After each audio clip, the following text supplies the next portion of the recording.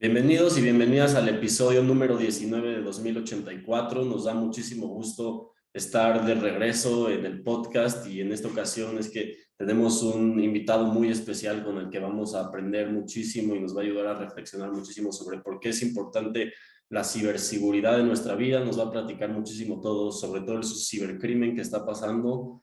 De hecho, él es conocido como @cibercrimen en Twitter por si lo quieren buscar. Tiene un podcast que se llama Crimen Digital, muy interesante para que aprendan sobre todo lo que está pasando. Y su nombre es Andrés Velázquez. Entonces les voy a presentar aquí a Andrés, que nos da muchísimo gusto y le agradecemos mucho por su tiempo para estar en 2084. Bienvenido, Andrés, muchas gracias.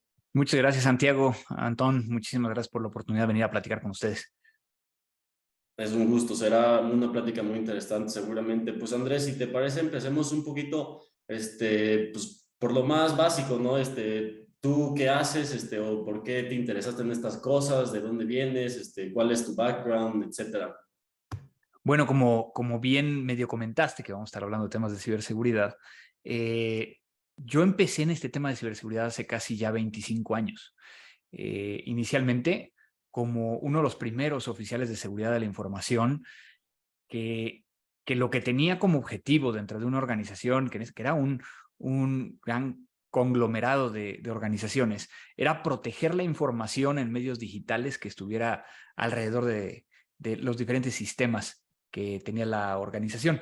Pero digamos que así es como empecé, y empecé a lo mejor curioseando y, vamos a decirlo, haciendo cosas que ahorita no me enorgullecen alrededor de la tecnología, como se pueden llegar a imaginar, pero que encontré una forma de poder encaminar todo este conocimiento para hacer cosas para el bien, y es cómo proteger la información. Obviamente muchas cosas han pasado en estos 25 años. En estos 25 años tuve la fortuna de trabajar para el Servicio Secreto de Estados Unidos, aprendí lo que es un término conocido como informática forense o cómputo forense, que es poder llegar a presentar pruebas ante una autoridad o hacer investigaciones para determinar exactamente qué fue lo que sucedió en un medio tecnológico. Y también, obviamente, en mis últimos años pues han sido un poquito más hacia la alta administración, el poder trabajar con consejeros, con directores generales, para compartir la importancia de la ciberseguridad desde un punto de vista más estratégico y no tan operativo. Obviamente lo resumí así, muchos temas y muchos cambios que ha habido durante estos casi 25 años en un par de frases, pero más o menos de ahí es de donde vengo, y es lo que he estado haciendo estos últimos años. Tengo una pregunta rápida. ¿En algún momento trabajaste con el gobierno mexicano o solamente ahí en Estados Unidos?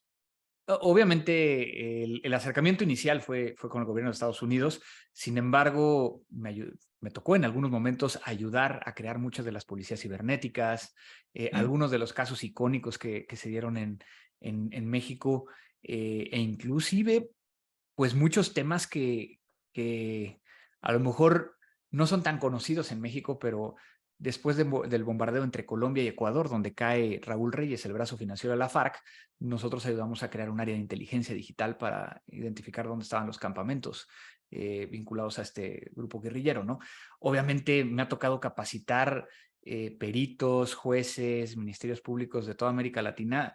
El otro día estábamos contando que fueron más de 10,000 especialistas en toda América Latina, y hubo un año en particular que recuerdo haber estado dando conferencias en a lo mejor Argentina, Colombia, Perú y en Uruguay en 2 días, ¿no? Entonces sí me tocaba el estar viajando por muchos países, y ese fue un proyecto muy interesante que hicimos con Microsoft, con una unidad especializada que se llamaba Digital Crime Units, que logramos capacitar a todos estos especialistas.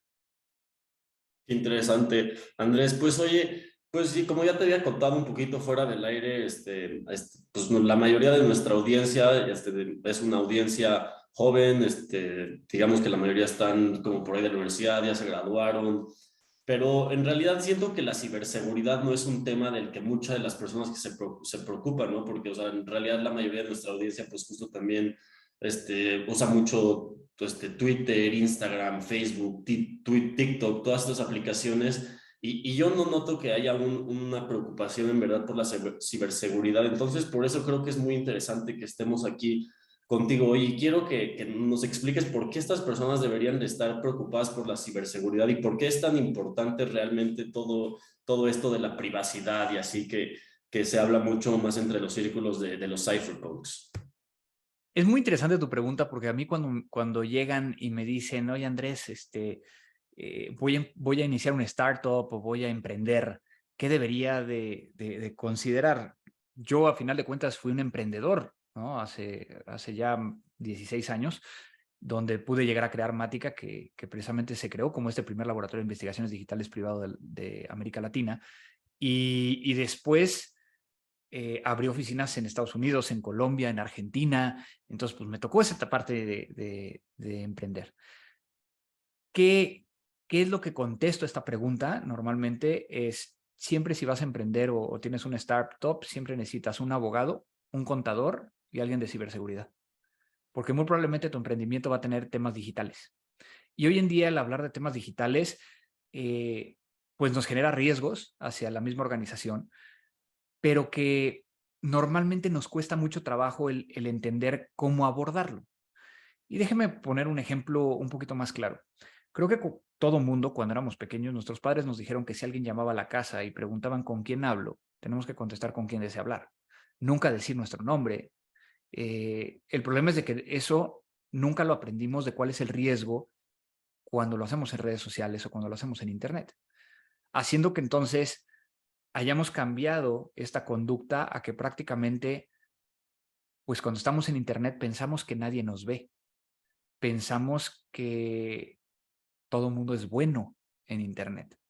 Y entonces ahí viene esta parte que a mí me apasiona desde la perspectiva de entender el por qué alguien utilizaría mis datos para hacer algo malo. Y entonces empezamos a agregar elementos como que, pues hay personas que lo que están buscando es estafar, defraudar porque quieren dinero.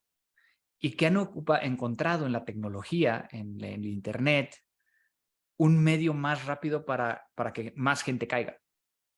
Es decir, que antes, para yo robar un banco, tenía que no nada más armarme de valor y tener un arma y entrar y físicamente estar bien porque voy a tener que correr o hacer algo. Hoy en día lo puedo hacer desde mi casa. Obviamente no estoy invitando a los que lo hagan, sino lo que quiero llegar es de que se pongan a ver cómo este medio permite el hacer este tipo de conductas. Pero también por otro lado, hay un tema interesante y es de que cuando yo voy a hablar con los directores generales de empresas, empezamos a hablar de la importancia de ciberseguridad. Y normalmente les digo, ciberseguridad y el área de TI hoy en día ya no es lo que era antes. No es estas gárgolas que teníamos ahí de ven a revisarme cuando no jala mi impresora. Ahora tenemos que hablar de la gente de tecnología como parte del negocio. Si tú hoy en día no lo estás considerando como la parte esencial del negocio, donde tus procesos, donde tu oferta va a estar corriendo, pues obviamente vas a estar haciendo que muchos de estos riesgos no sean identificados. Es decir, que el tema de ciberseguridad se dejó de ser un tema operativo y se convirtió en un tema estratégico. Pero entonces, cuando empiezo a hablar con estos directivos, es de, es que sí me preocupa ciberseguridad. Es que lo que no quiero es de que uno de mis colaboradores se lleve información. Bueno, para no llevarse información tendrías que implementar este control, tienes que hacer este cambio en el proceso, tienes que hacer esto. Sí, pero oye, mira, ahorita que tengo aquí mi teléfono, ¿cómo le hago para que no me lo hackeen? Y entonces empezamos a migrar de hablar de ciberseguridad personal de la empresa, se empieza a confundir, terminamos más en el tema de me preocupa más lo mío que lo de la empresa y entonces no tenemos un objetivo claro. Esa es la dificultad hoy en día de ciberseguridad, de que no sabemos de qué nos tenemos que proteger. Sabemos que existen riesgos, pero no sabemos de qué protegernos. Si yo llego con ustedes y les digo, hay una posibilidad de que alguien solicite un crédito a tu nombre, ¿qué necesita? Tu dirección, tu nombre, tu RFC o tu CURP.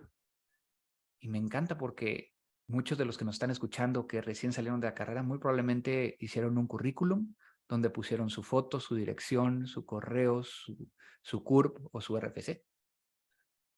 ¿Se fijan cómo entonces somos nosotros mismos quienes muchas veces propiciamos este tipo de situaciones?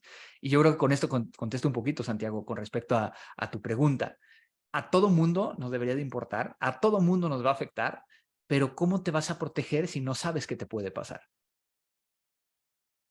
Qué interesante, la verdad. Y pues ya que estás tocando esta parte de los jóvenes, de los que están saliendo de la universidad, que van a armar su currículum, pues justamente tú escribiste un artículo sobre los hacks en escuelas y universidades que quisiera mencionar porque tiene pues algunos, o sea, algunos hechos y algunos datos que creo que van a impresionar a muchas personas y te van a hacer pensar muchísimo más de cómo esto en realidad sí pasa, ¿no? Tú pusiste aquí que en 2021, según Checkpoint, más de 1,000 escuelas y universidades fueron afectadas por ransomware en los Estados Unidos. En México y Latinoamérica no tenemos cifras que confirmen la cantidad, pero personalmente has estado involucrado en la atención de varios casos que pocas veces son conocidos y que son de poco interés para los medios. Y esto es porque las escuelas y las universidades normalmente adoptan una perspectiva más de acceso libre y de pocos controles, a diferencia de una empresa, como estabas mencionando.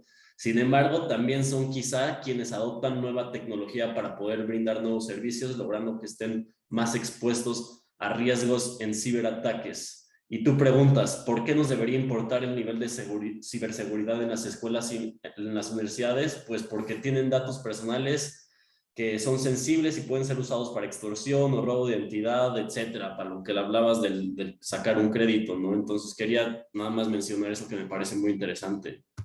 Inclusive, digo, si lo ponemos en cifras,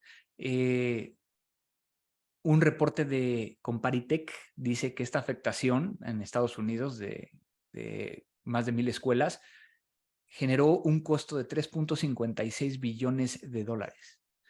Entonces, aquí, y podemos llegar a utilizar ese como ejemplo, ¿no? Somos alumnos o exalumnos o queremos llegar a regresar a una universidad. Yo le estoy entregando todos mis datos, o sea, mis datos personales, pero también le estoy entregando mis datos a lo mejor para hacer pagos, de tal forma que tienen información financiera mía. Ahora, también me estoy conectando a su red y puede llegar a ser que el simple hecho de conectarme a la red de la universidad pueda yo recibir un ataque o verme afectado por ello. Uno pensaría, pero es que no tiene nada que ver. Como lo vemos muchas veces en el tema de, ay, es que yo quiero llegar a tener acceso a Internet. Bueno, y el acceso a Internet debería ser un derecho y debería ser libre. Bueno, con todo derecho tiene que haber obligaciones y también tiene que haber repercusiones. Si yo voy a poner acceso libre en un parque para que todo el mundo se conecte, pues tengo que también ver que si alguien hace algo malo en ese parque, pues ¿qué le vamos a hacer? Y es donde viene esta dualidad desde el punto de vista de ciberseguridad. No solo desde la perspectiva que estoy explicándola de derechos y obligaciones y responsabilidad y otros elementos, sino inclusive de cómo vemos la ciberseguridad dentro de todo lo que estamos haciendo. Obviamente, entre más seguridad haya, menos cómodo es. Entre más cómodo sea, menos seguro va a ser. Si lo veo desde esa perspectiva, entonces muchos de ustedes dirán, es que pues sí, yo sé que en mis redes sociales puedo activar la doble autenticación, pero no quiero llegar a activarla porque qué flojera que me esté mandando el mensaje y lo tenga que poner. Bueno, entonces no te quejes el día que alguien utilice o conozca tu usuario y tu contraseña y te robe tu cuenta y que active la doble autenticación por ti. Porque entonces ahí diremos, es que es responsabilidad de la red social o del banco o del servicio que esté consumiendo. Creo que ahí es donde tenemos que entender que ciberseguridad es un tema de todos. Déjenme hacer la analogía. ¿Por qué cuando salimos a la calle y estamos caminando por ciertas zonas de la ciudad, no sacamos nuestro teléfono? Digo, no lo voy a sacar y que si me lo roban voy a decir, es que aquí la ciudad, ¿no? No, hay cierta responsabilidad también tuya. Claro. No, y ahorita, Andrés, ¿qué recomendarías como un cambio de hábitos al momento de utilizar, ya sea desde tu computadora o tu teléfono, a- para protegernos de esto, ya sea con una VPN, parar de usar ciertas redes sociales? ¿Cuál sería el mejor cambio de hábitos, dirías tú? Mira, yo creo que son varios. Uno, no hagas cosas en la vida virtual que no harías en la vida real. Si voy a un mercado y me ofrecen un teléfono iPhone al 50%, ¿lo compraría? Muy probablemente no. Pero nos encanta encontrar estos sitios en internet donde te ofrecen el iPhone al 50%. O sea, si no lo hago en la vida real, no lo hagas en la vida digital. En la vida real, yo no pegaría en mi ventana que da hacia la calle las fotografías, a lo mejor de la fiesta que fui ayer, que me fui con mis amigos y que terminé ahogado. ¿Por qué lo hacemos en internet? Y no estoy diciendo que no lo hagamos per se, sino que tomemos ese minuto para decir qué estoy generando con ello, ¿no? Si me están pidiendo cierta información, alguien, y eso también yo lo haría en la vida real, si ustedes ahorita me dicen, oye Andrés, a ver, dinos, ¿dónde vives? ¿No? Pues a lo mejor te dirían, no te lo voy a dar. ¿Por qué lo damos de forma tan simple cuando estamos utilizando el internet? Y después viene todo este tema de higiene digital. El tema de higiene digital tiene que ver con, por ejemplo, si hemos estado hablando de que alguien te puede robar tu cuenta de red social, ¿por qué crees que te la están robando? ¿Porque eres el TikToker más importante? No, simplemente lo que quieren es obtener tu cuenta para que puedan llegar a crear contenido que afecte a tus seguidores. Lo mismo con el caso del WhatsApp. O sea, tu WhatsApp lo que tiene valores son tus contactos. De tal forma que entonces, si yo estoy en la negación de que no tengo nada que me roben, pues desde ahí ya estoy empezando mal, ¿no? Segundo, si yo tengo un usuario y una contraseña y no tengo activada la doble autenticación, pero soy del 83% de las personas que utiliza la misma contraseña para todo, pues obviamente pues tengo que hacer algo para poder llegar a protegerlo, porque con que se filtre el usuario y contraseña de otro de los servicios, pues van a poder llegar a entrar. Fíjense cómo nos damos cuenta. Si yo ahorita tuviera acceso, cosa que no tengo acceso, nada más para dejar muy claro, a tu cuenta de correo. Sí, esa cuenta de correo que tienes de Gmail, Hotmail, Outlook, Yahoo, lo que quieras, realmente no es tu cuenta. Realmente es gratuita y si algo es gratis, tú eres el producto. No estoy diciendo que esté mal el tener esa cuenta, pero si yo me pongo a revisar tus mails, tus correos, ¿qué podría llegar a saber de ti y qué tanto podría tener de ti? Y ponte a pensar que a lo mejor mandaste tu identificación a alguien y hay una copia en mensajes enviados, que recibes tus estados de cuenta, que tienes una copia de tu pasaporte, que tienes en qué escuela vas o en qué universidad vas.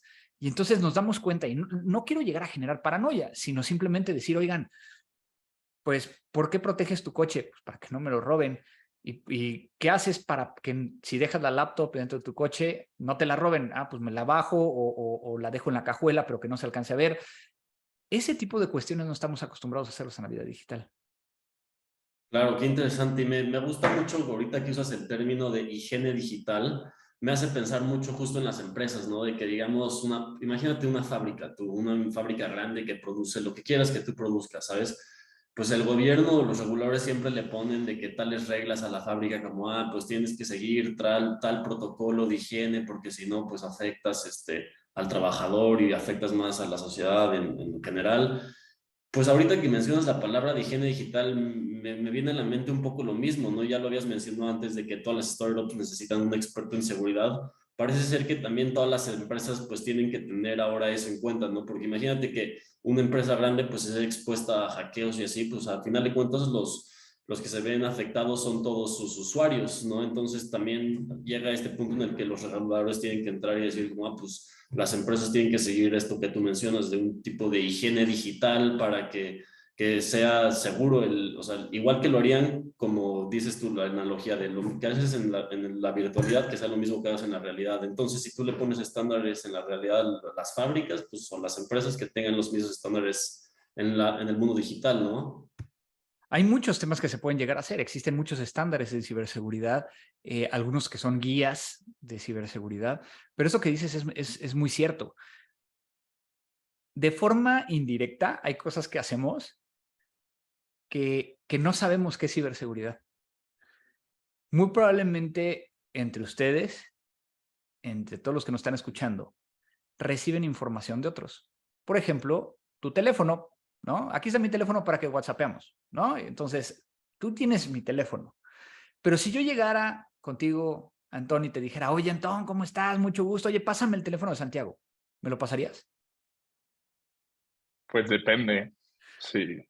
Depende, y en La, muchos de los casos ajá, tendrías que hablar con Santiago. claro, Oye, Andrés me claro. lo está pidiendo, ¿no? Ujú. Fíjense cómo entre nosotros sí sabemos que tenemos que proteger y que existe un riesgo, pero hay veces de que no lo estamos llevando a todo lo que nos pasa alrededor de, tanto en la empresa como a nivel personal, ¿no? Claro. Y ahorita, Santiago, que mencionabas esto, que esperas que reguladores lleguen con empresas para que puedan tener esta ciberseguridad interna. ¿Cómo vemos si un país como México ha escalado de tal manera en cibercrimen que hubo 85 millones de intentos de ciberataques este primer semestre del año? Hemos visto también este reporte de Guacamaya, que también me gustaría platicar un poco más. Y entonces, ¿cómo esperamos que un ente regulador llegue a pedirle esto a una empresa cuando ellos mismos no lo están haciendo? Tú, Andrés, ¿qué crees que es lo que tiene que hacer el gobierno mexicano para poder protegerse de esto a sí mismos y a su pueblo, a su gente? Es un tema súper interesante porque cuando hablamos de ciberseguridad tenemos que hablar de tecnología y particularmente de una parte de la tecnología que tiene que ver con el Internet. Para nosotros, el acceder a un servidor, a una página que se encuentra en otro país, es simplemente darle doble clic.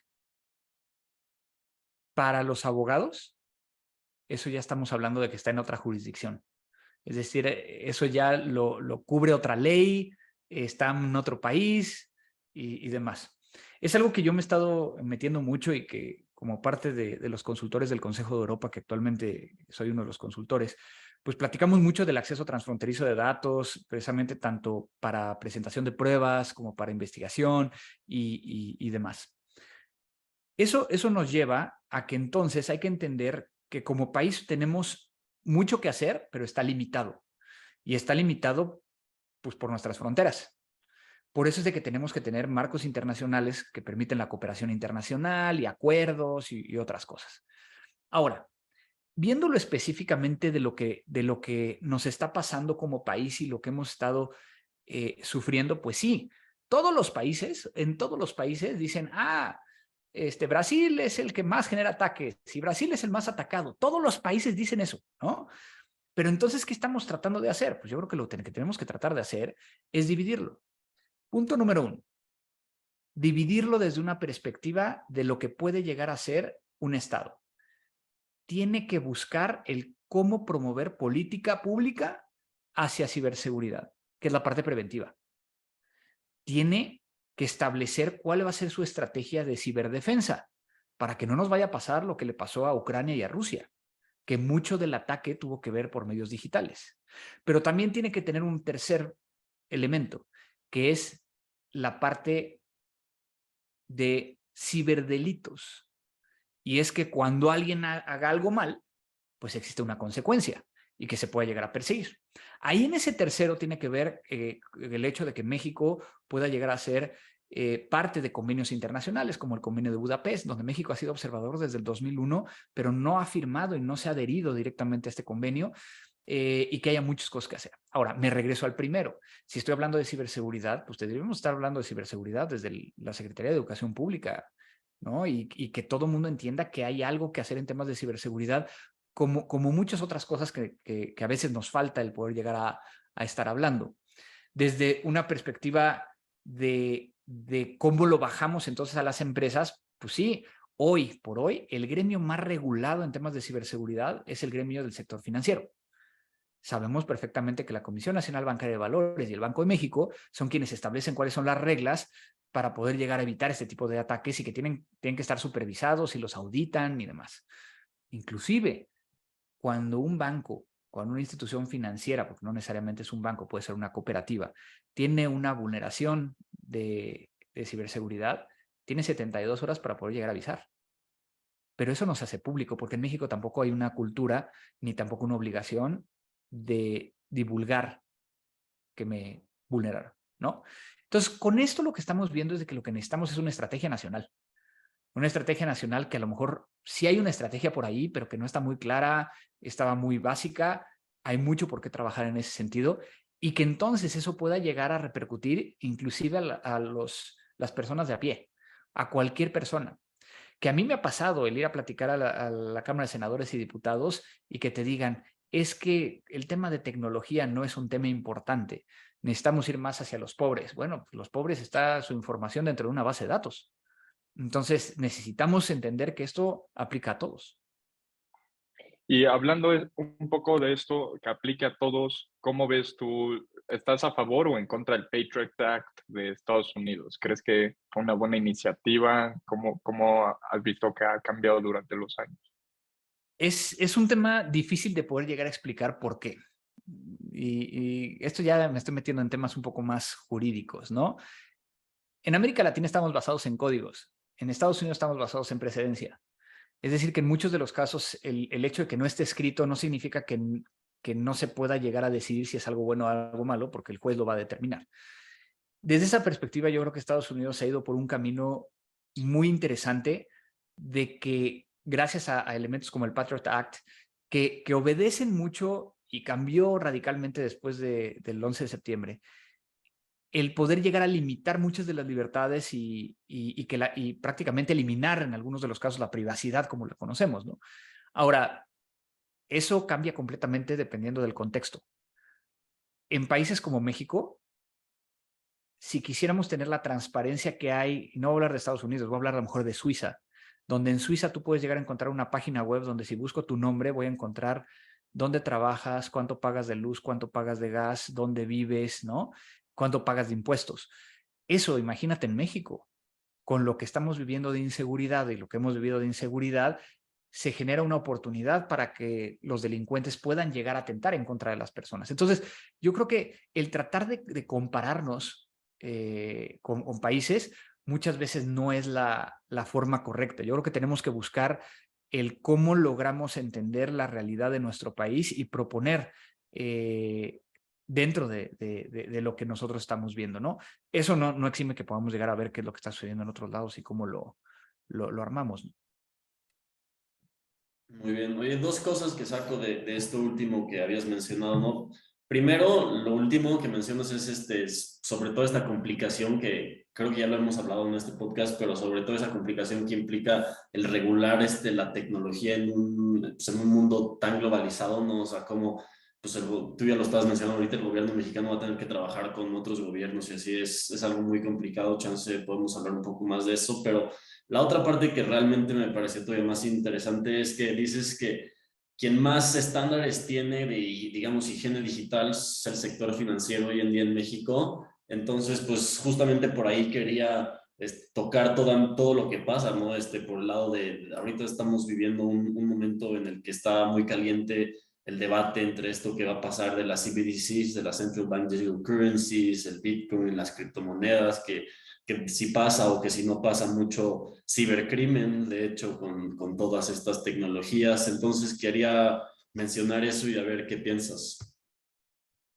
A lo mejor yo te voy a contestar de lo que normalmente me platican y me piden mi opinión respecto a todo este ambiente, ¿no? Obviamente yo soy un early adopter de cripto, ¿no? Entonces, obviamente, creo en el proyecto y es algo que de alguna manera estoy involucrado, ¿no?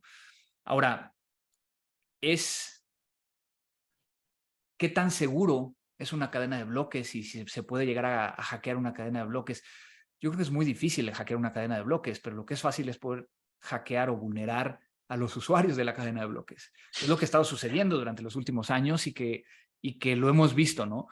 Entonces, el tomar acciones como el hecho de, pues si vas a estar holdeando, no lo dejes dentro de tu wallet, dentro del exchanger, sácalo un wallet externo, un hard wallet, un cold wallet, y aprende a administrar todos esos elementos, son los que te van a permitir llegar a asegurar esos elementos, ¿no? Ahora, se ha escuchado también mucho, del tema de, es que las criptomonedas se utilizan únicamente para hacer cosas ilegales, igual el dinero. Oye, es que se utiliza para lavar dinero, también el dinero que tenemos, ¿no? O sea, tú puedes llegar a lavar utilizando cuentas bancarias, utilizando dinero impreso, o puedes llegar a hacerlo con criptomonedas, ¿no? Entonces yo creo que ahí, desde un punto de vista de ciberseguridad, yo creo que mi perspectiva es, pues tenemos que empezar a entender también esos riesgos que existen desde el punto de vista de la tecnología, del uso de la tecnología. Y aquí voy a utilizar una frase que creo que va a englobar un poquito lo que hemos estado hablando. Y es una frase de Bruce Schneier, un criptógrafo norteamericano, que dice que el problema actual de ciberseguridad no es un problema de tecnología, es un problema de cómo hacemos uso de la tecnología. Y verlo desde esta perspectiva, ustedes que son demasiado jóvenes, pues, ¿quién les enseñó a utilizar Internet? Nadie. Entonces, pues, ¿cuáles son los riesgos? No sabemos. Entonces, si no empiezas a escuchar de alguien más cuál es el riesgo, pues vivimos y alguien me decía, es que yo prefiero vivir en no entender qué riesgos existen que vivir con la paranoia que tú traes, ¿no? Le digo, pues no, yo creo que está al revés, porque el día que te pase, vas a decir, ay, ¿por qué no escuché a Andrés? Bueno, a ver, entonces que hay algo que yo quería realmente mencionar contigo y que traía aquí apuntado, porque siento que sería muy interesante para la audiencia, es que, bueno, para mí, dos personas que realmente que están son muy relacionadas a la plática que estamos teniendo hoy en cuanto a ciberseguridad, ahorita que mencionan Tron el Patriot Act, cibercrimen, dos personas que a mí realmente me parecen muy interesantes y muy admirables en este espacio, pues son Julian Assange y Edward Snowden. Sin embargo, como que en realidad son personas muy poco conocidas o conocidas por las razones equivocadas, se podría decir. Realmente, yo la pregunta que te quisiera hacer a ti, porque me imagino que tú también sabes mucho de ellos, de su historia, de lo que han hecho, es por qué es importante que las personas sepan, por ejemplo, por qué Julian Assange está encarcelado, por qué es importante que las personas sepan lo que ha hecho Edward Snowden, por qué es importante que sepamos quiénes son estos personajes y lo que han hecho. A lo mejor en este caso voy a discrepar un poquito, pero es mi punto de vista y creo que de eso se trata, ¿no? Por mi background, obviamente, para mí el tema de la legalidad es muy importante, pero también por el otro lado la transparencia. Entonces, personajes como este y muchos otros lograron evidenciar cosas que ignorábamos y que iban en contra de nuestros derechos, en contra de la libertad de expresión, en contra de muchos temas que podrían llegar a considerarse como algo malo. Pero por el otro lado, estas personas también cometieron delitos. Y entonces esta dualidad que dependiendo del lado donde estés, puedes llegar a tratar de interpretarla de una forma completamente diferente. No porque tú estés filtrando información, no hayas robado información. Y entonces viene esa parte súper complicada de es que hicieron bien o hicieron mal. Y hay todo un tratado, hay toda una investigación al respecto de los whistleblowers, ¿no? El famoso whistleblower, que al final de cuentas te puede llegar a ayudar. Pero entonces, en algunas culturas, el whistleblower, el sapo, como le dirían en Colombia, el chismoso, como le podemos llegar a decir en América Latina, puede llegar a tener esta dualidad y que sería muy complicado el poder llegar a especificar una postura. Particularmente en mi caso, que estamos hablando de estos personajes, yo creo que sí cometieron un delito, pero que también nos ayudaron a saber muchas de las cosas que están sucediendo. Ahora, si esto no genera un cambio a nivel gubernamental, pero también a nivel social, es donde pues, realmente, ¿por qué lo hicieron? Creo que ellos lo que lograron hacer fue ponerse al límite, lograr el transparentar esto y lograr, a diferencia de muchos otros, un cambio de entender qué era lo que estaba sucediendo y que muchas personas cambiaran la forma de actuar o lo que esperaban de ese gobierno, o lo que esperaban de esa situación. Y yo creo que ahí es donde está el valor. Supongo que tienes el mismo punto de vista sobre el ataque ahorita de estos guacamayas o guacamayas que tuvieron el ataque a la Sedena, que luego dieron el reporte, sí, pues, a Carlos Loret de Motta y salió todas estas noticias de que el presidente Andrés Manuel está enfermo y todo. ¿Crees que por ahí mismo va este punto? ¿O por qué ellos lo harían de manera anónima también y los otros sí revelarían quiénes son? Es prácticamente lo mismo y es muy interesante porque a final de cuentas alguien vulneró un sistema. Y si vemos la ley, en el caso de México, en el artículo 211 bis 1 al 7 habla acerca de violación de sistemas de información. Hay un bis en particular que habla sobre sistemas del Estado. A quien copie, destruye, modifique, conozca información protegida por un mecanismo de seguridad, se le impondrán de 6 meses a 2 años de prisión y de 100 a 150 días de multa, que ese es el normalito. Creo que las multas se incrementan en el caso del sector público y que entonces alguien tendría que estar siendo perseguido, ¿no? Pero por el otro lado es de, oigan, vean todo lo que está sucediendo. Entonces, esta dualidad, ¿no? Es la que muchas veces complica. ¿Qué es lo que yo hago? Pues a mí que me invitan a los medios a platicar acerca de Guacamaya, pues yo lo que les digo es, oigan, pues Guacamaya involucra un ataque de este estilo, donde encontraron una vulnerabilidad, un error en un pedazo de código de software que estaba vinculado a un servidor de correos electrónicos, obtuvieron correos electrónicos. Eso más o menos tardaron tanto tiempo en poder llegar a sacarlo. O sea, y eso evidencia otras cosas. La capacidad de detección por parte de Sedena, la capacidad de reacción por parte del gobierno mexicano y ya hay otros elementos vinculados, ¿no? Creo que como especialista o como experto en temas de ciberseguridad no me compete meterme al resto. Y es lo que me ha ayudado a ser como que quien está explicando de cómo se dan estas circunstancias. Ahora, lo que más me llama la atención, y creo que de alguna manera Santiago lo comentaba hace rato con el caso de estos otros personajes, una de las realidades es de que cada vez que hablamos de ciberseguridad, muy pocas personas le ponen interés y menos se enteran de lo que realmente está sucediendo. Y eso es yo creo que el punto que también abona a todo lo que estamos platicando. El de, pues yo no tengo nada, o sea, ahí en Guacamaya, en Sedena, pues no hay nada que me afecte a mí, cuando realmente sí lo hay, si lo vemos desde un punto de vista de un contexto político, de un contexto social, de la vulnerabilidad que puede llegar a generar hacia un gobierno donde todo el mundo estamos dentro de este país, ¿no? Bueno, Andrés, concluyo contigo perfectamente entre esto que nos mencionas en mi respuesta a la pregunta de los dos personajes, cuando hablabas del importante balance entre transparencia y legalidad, ¿no? Creo que eso nos da para todo otro debate muy interesante, pero ya en términos de conclusión, aquí en 2084 lo que nos gusta es reflexionar sobre la disrupción tecnológica en todos los sentidos. Nos gusta que las personas puedan reflexionar sobre la tecnología para que evitemos que George Orwell se vuelva en una realidad y que se mantenga como ficción. Entonces, en este sentido, nos gustaría preguntarte más allá de lo que platicamos hoy, sobre los temas de tecnología que platicamos hoy, a ti, ¿qué disrupción tecnológica, ya sea la inteligencia artificial, la biotecnología o así, te quita el sueño, te preocupa o te parece muy interesante? Yo creo que a pesar de que yo estoy muy metido en el tema de ciberseguridad, eh, algunos de mis seguidores lo saben que también soy piloto de aviones y entonces creo que todo lo que viene alrededor de lo que se pueda llegar a hacer en el espacio, de lo que puedan llegar a hacer estos drones voladores, que a final de cuentas, digo, inclusive lo podemos llegar a unir con temas de ciberseguridad y ese es el gran tema.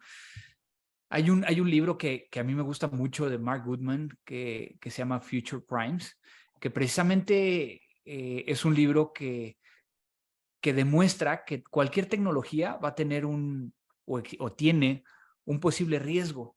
Y entonces cuando lo vemos desde esa perspectiva, a lo mejor yo tomaría tu pregunta y diría, a mí lo que me asombra cada vez más es cómo el tema de ciberseguridad está embebido en cualquier tecnología que se esté creando ahora y en el futuro.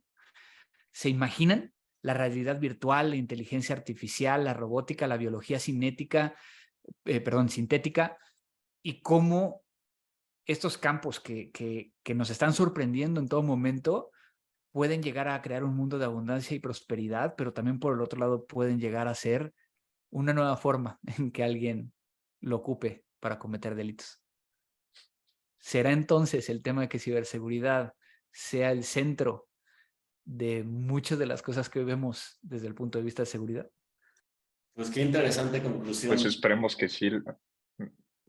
Yo creo que sí, es una conclusión muy Dale, interesante para Santiago. que se queden en nuestra audiencia pensando, ¿no? Justamente regresando a la primera pregunta, ¿por qué es importante pensar en ciberseguridad, ¿no? ¿Tú qué Claro. piensas, Tom? No, estoy completamente de acuerdo. Yo creo que la verdad, ciberseguridad va a ser un tema de gran importancia en el futuro. Ya estamos empezando a ver pequeñas pues destellos y cómo nos está afectando en nuestro día a día. Y conforme más se usen las tecnologías, pues más vamos a tener que estar con este tema presente. Así que, Claro. Andrés, muchísimas gracias por haber venido a 2084 y espero tengas un buen día. Sí, Andrés, sabemos que Muchísimas gracias tienes por que la ir, invitación. pero muchas gracias, ¿eh? Muchas gracias por tu tiempo y esperemos que te tengamos de nuevo en 2084 para algún día. Estaría muy Muchas bien. gracias. Saludos, hasta luego. Nos vemos. Chao. Gracias, hasta luego. Cuídate.